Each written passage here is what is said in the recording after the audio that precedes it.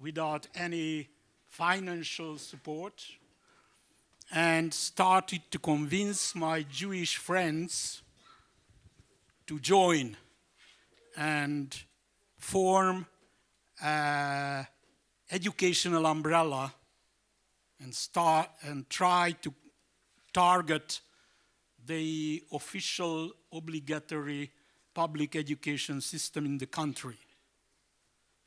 To tell the truth, it was the most difficult task to solve, to put the Jews together, because based on previous experience, especially in restitution discussions with the government, we were divided, and they used this dividedness against us. So I tried to organize a single voice of Jews regarding the change of educational system, and it happened. It took around a year, and from this moment, when these 18, practically every religious and civil organizations came together in a written statement, I become the coordinator, not the leader, only coordinator of this project, and we started negotiations with the government.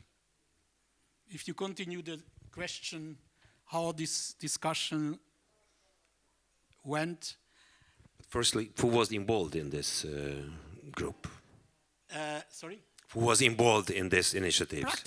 Practically every major Jewish organizations, the Emich, the Majihis is the neolog organization, Emich is the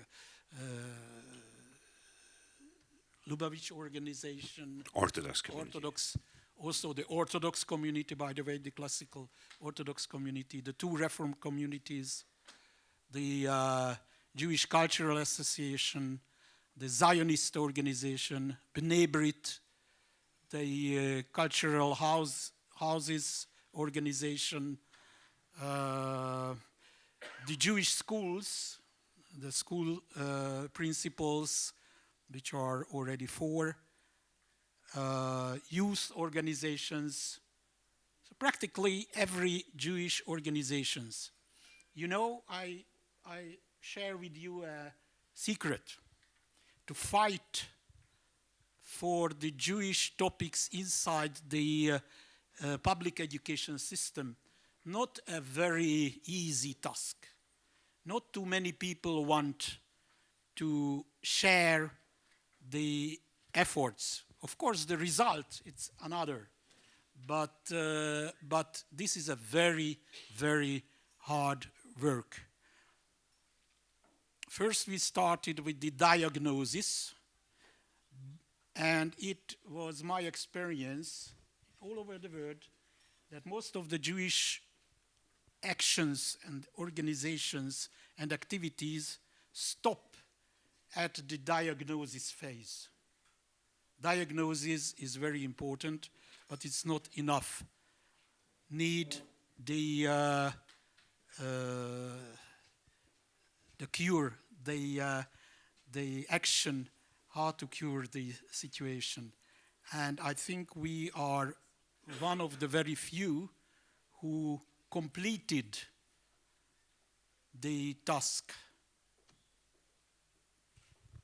When was the main trigger when you start to negotiate with the government officials? How became these initiatives, that status or that statement that can be started negotiating with the government officials? Do not think it was very, very nice to hear the Minister of Education of Croatia. And it was my feeling that this ministry is open for discussion.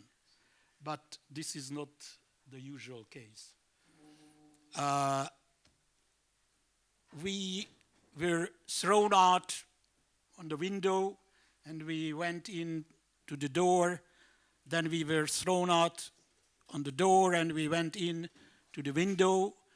I personally got a lot of accusations that what would you like? Would you like to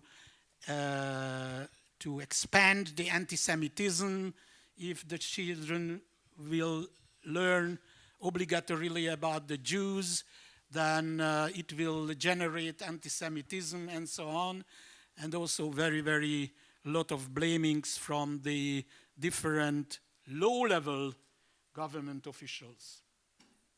Came a very important meeting in Budapest, the annual conference of the World Jewish Congress. I think it was in 2012, and there was a dinner. I don't know why, but I was invited also. There was a big balagan around. Finally, the ministers and even the prime minister arrived. And in the break of the dinner, I went to the then Minister of Education, who was, by the way, a Protestant priest then, and introduced myself. He said, "Oh, I know you.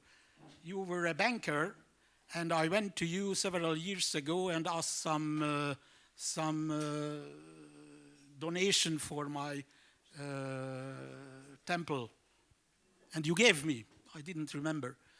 So we become from them good friends, and he told me, saying that I would like to be the minister who solves the problem of the education of the Jewish issues in the Hungarian curriculum. Oh, it was very interesting. On the same meeting, I also went to the Minister of Prime Minister's office, who was also very positive. Then I went to the Prime Minister during the dinner, and he said that, okay, it's a very important thing. It would be nice to do. And if you have any problem, please come to me. And the next day, I was invited by the two ministers whom I mentioned, and we started a new page.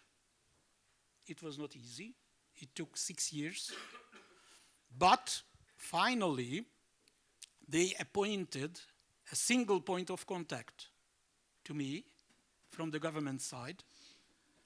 And this single point of contact was the highest ranking responsible for the contents, the development of the curriculums, development of the textbooks, development of the output criteria, and also teachers' education. Finally, just the other day, this guy called me and asked whether is he allowed to prepare a paper about our cooperation.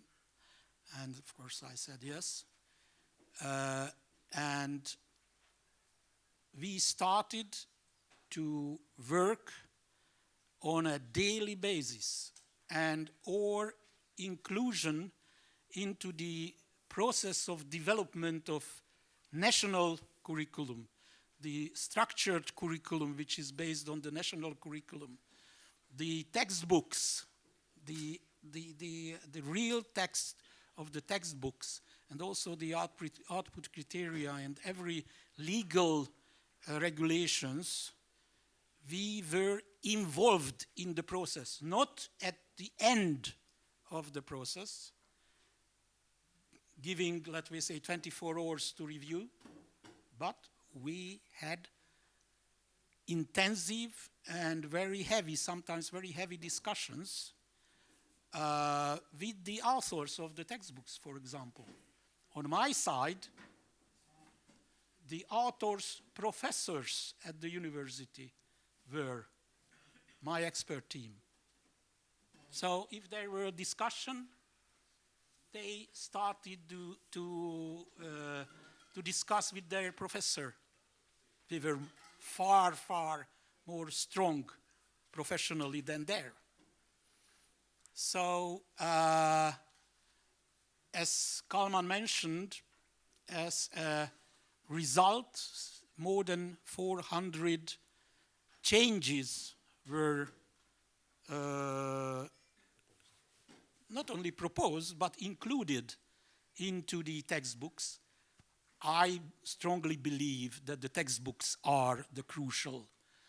Students and mostly teachers do not deal with national curriculum and structured curriculum and pedagogical program of the school. They deal with the textbooks, and this is the most important. So if you don't mind, I give you some notice about the 5th grade history textbook, because our idea was that to motivate the children's mind, it is not enough to talk about Moses and the Holocaust. It's not enough. We need to include into the history, into the literature, into the ethics curriculum,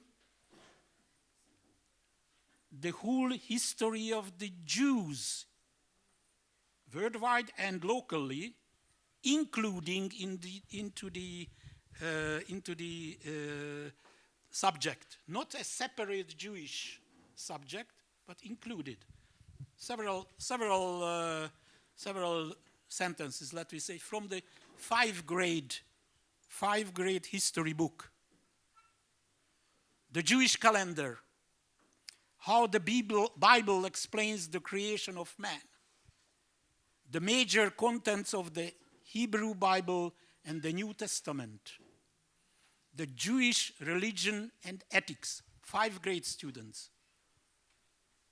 Exodus from Egypt. The 10 Commandments.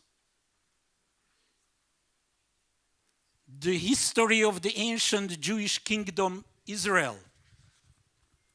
On the grade 8 of the primary school and the grade 12 of the secondary school, the modern Israel is mentioned, of course, together with its successes. Arab ambassadors went to the government blaming about this project. And my minister said, were these items true in history? If yes, why don't we teach? Continue. Fight of David and Goliath. The Jewish alphabet. Paragraph from the Jewish Bible. Philisteus.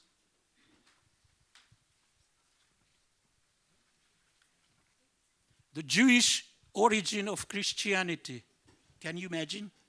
Jewish origin of the Christianity in a Christian country. History of the geographical site of Hungary in the Roman times, including that when the Hungarians came in, Jews were already there. What is a synagogue? The Jewish Jesus. I don't want to continue, but the list is quite long. And if we go to the grade 6, the medial level, the blood libel, and the anti-Judaism is mentioned, and of course, together with the Nostra Aetate, that the Pope erased the anti-Judaism officially. So, in the Hungarian national pride, the 1848-49 revolution and freedom fight is it's a very important part of the national, how to say, pride. Never in the history of the country, the role of the Jews, which was very, very positive in this freedom fight, were discussed. Now, it is in the textbooks that the Jews 5 times more attended in the Freedom Army than their percentage in the population, and 65% of the financing of the war was made by the Jews, and the community was penalized by the Habsburgs. The only community was penalized by the Habsburg after the events. So I explained to you a very nice story. I had the mobile number of the minister, whom I mentioned, and he gave me the right to call him if I have any problem with his team. So it happened twice during the process that I called the minister and said, "Hey guy, we couldn't agree with your expert team." So we sat down, the minister with his expert team one side, and my expert team on the other side, and we raised the question. The sentences on what there was a discussion about between us, the concrete sentences, for example, regarding this freedom war. And he asked his team, he asked my team, and finally decided, is it true what the Jews says? Yes, but. Then he decided to put into those concrete sentences into the textbook, which is printed now. And more than 1 million primary and secondary students learn from these textbooks. I know that textbook is not everything. When a teacher closes the door of the class, he or she can, of course, make difference from the textbook. But I used to say, if you have a hair dryer and don't have electricity, then you cannot use the hair dryer. So the textbook is a kind of infrastructure, a kind of like the electricity for the hair dryer. Not everybody will use hair dryer having electricity, but if you have electricity, you can use hair dryer. These are the textbooks. Let me have a few questions. The time has just passed. Could you highlight some examples of contents which were proposed for amendment, and what was the final result of the accepted content? Could you explain some of them? Well, those which are mentioned, these were all proposals. We had very, very long discussion about Inquisition and about the anti-Jewish approach of Inquisition, because they said that if we put this into the textbooks, it is very negative towards the Christianity. Yes.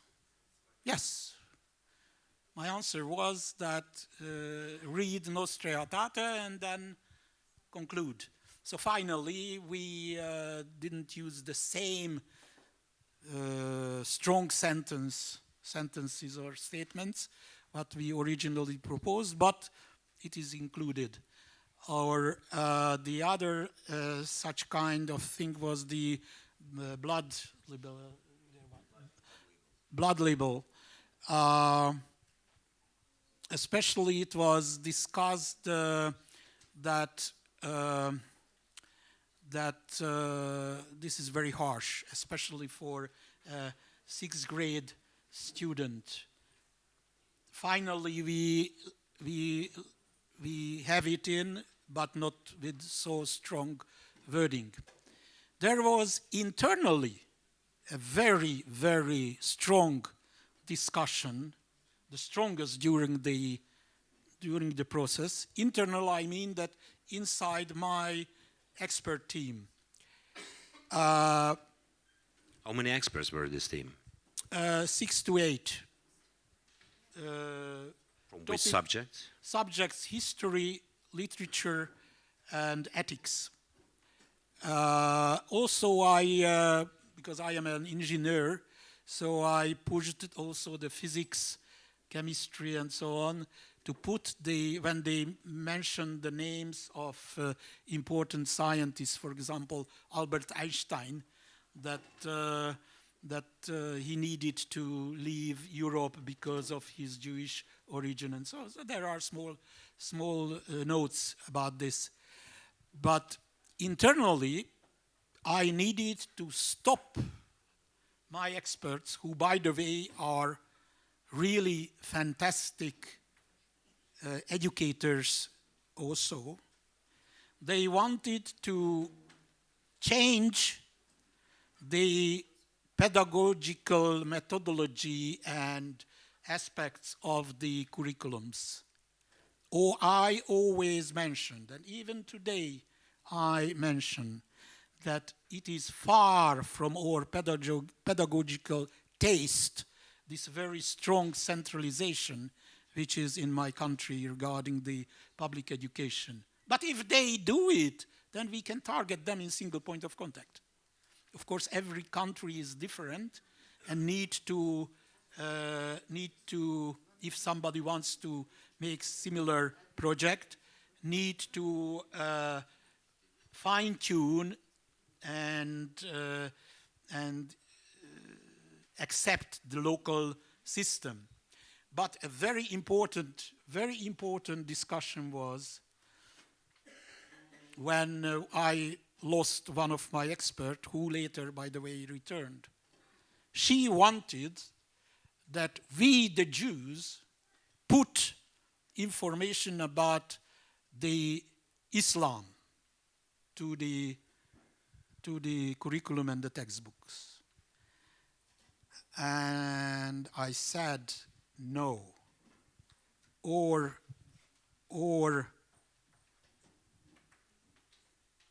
appointment is to put the Jewish issues into the curriculum.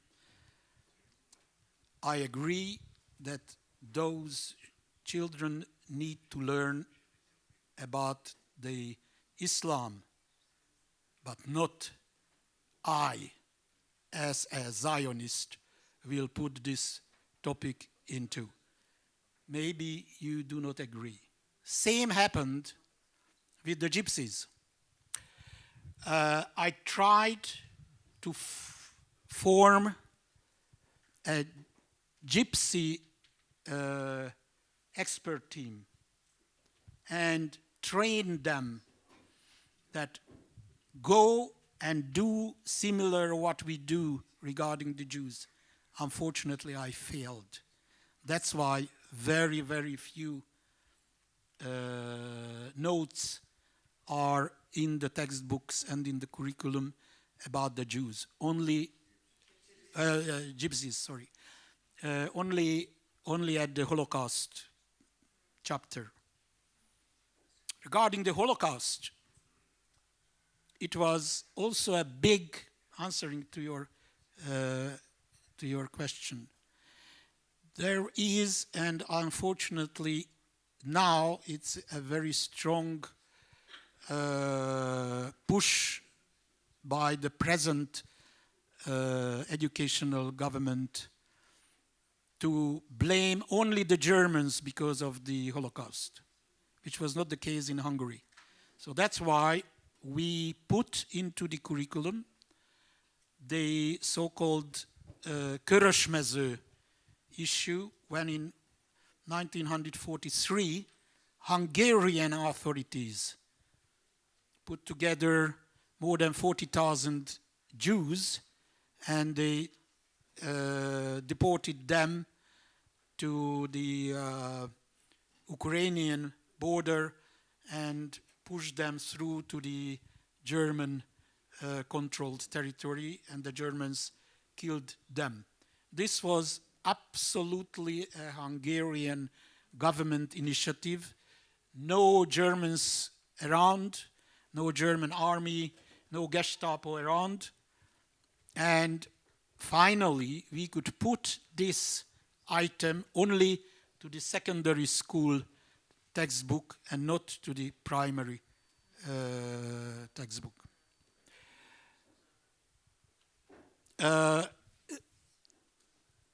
You will probably not blame me too much if I say comment.